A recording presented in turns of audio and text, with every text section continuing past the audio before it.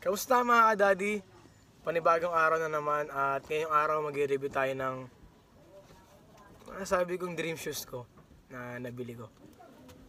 Ang Jordan 1 Kurt Purple version 2.0. Yung box. Jumpman logo. Tapos meron din siya rin sa gilid.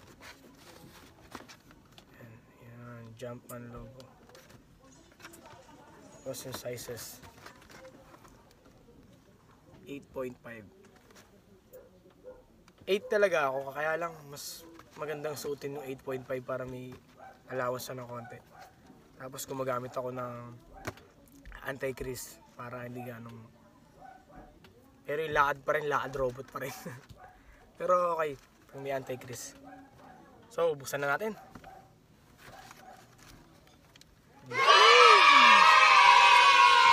May 23 yung ano nyo. Tapos ito na. Then taran! Kurt Purple version 2.0. Para sa akin, dabis yung kulay na to kasi parang mala-Lakers siya, kaya parang team Lakers siya kasi Lakers ako. LeBron.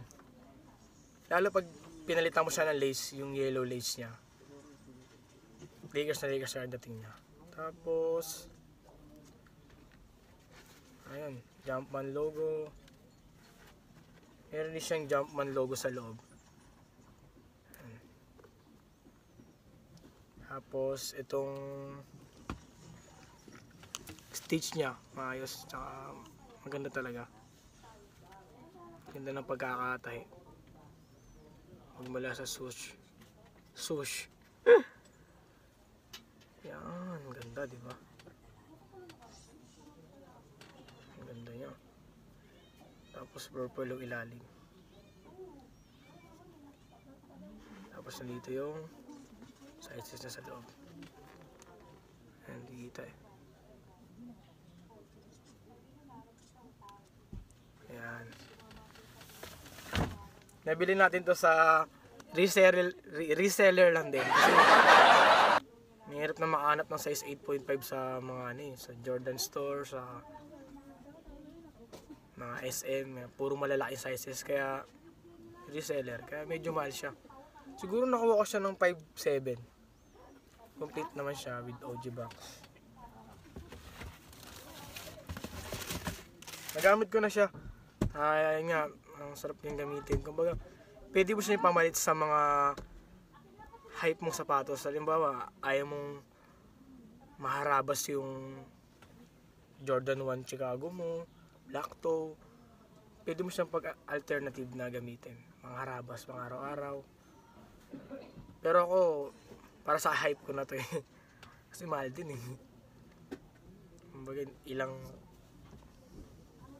ipon din to, hindi kaagad sambagsakan, pero happy ako nabili ko siya. Solid. Sheesh.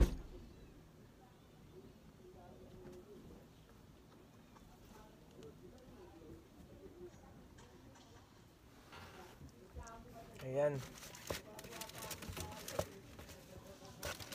Meron pa rin naman akong mga replica or OEM na pairs. Ginagamit ko pa rin siya kasi okay naman yun. Pag wala pang budget, wala naman silang pakay kung kahit na nasuot mo eh. Basta ikaw suotin mo, dali mo na maayos. Yan. Meron akong Jordan 1 Chicago black toe. OEM lang siya. Pero napapalingon pa rin kahit sabihin mo ano. Kaya lang paglingon, fake pala to. at least na-experience ko lang magkaroon ng Jordan Chicago kasi hindi ko pa siya upload ngayon. Ito pa lang yung upload ko. Kaya tingnan natin ulit yung quality. Ito nga pala yung original lace niya, pero pinalitan ko ito ng yellow. Kaya lalo siya nagmukhang Lakers. Ganda oh.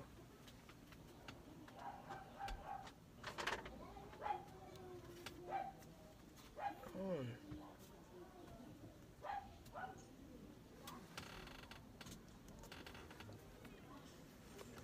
Tapos, pakita natin yung anti-crease na nabili ko sa Shopee. Ito siya, mga kadadi.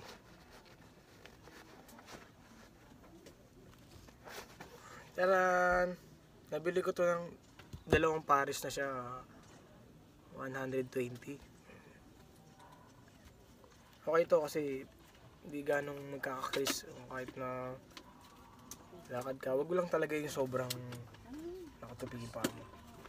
Pero ito, napoprotektahan niya yung pagkakaroon ng crease.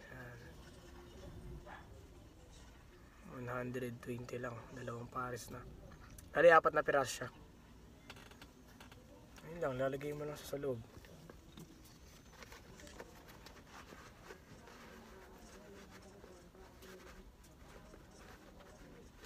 Mahal na mahal ko to kasi mahal din eh. Tapos, lagi kong binabalik to para hindi na de-deform yung ano niya. Ito mo. Ayos pa rin, parang bago pa rin. So,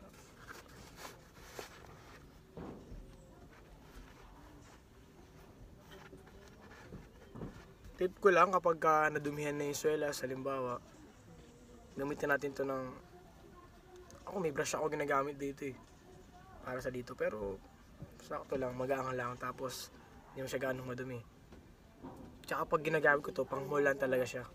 Kumbaga pag alam kong wala akong gagawin, hindi ako gano'ng maglilikot-likot, tamang lakad lang pa, tamang flex lang, and ito ginagamit ko. Ayun.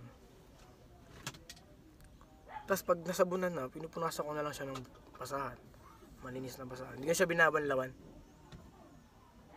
Ewan ko kung basta ganun ako maglinis eh. Iingatan ko siya. So yung mga kadadi, recommended ko to sapatos na to para sa tamang forma, tamang lakad na pupuntahan mo, the best to. Jordan 1 Kurt Purple version 2.0 low. Yun lang mga daddy, tapos tayo sa ating pag-review sa Dream First ko. Hanggang susunod ulit. Stay safe and healthy. Bye bye.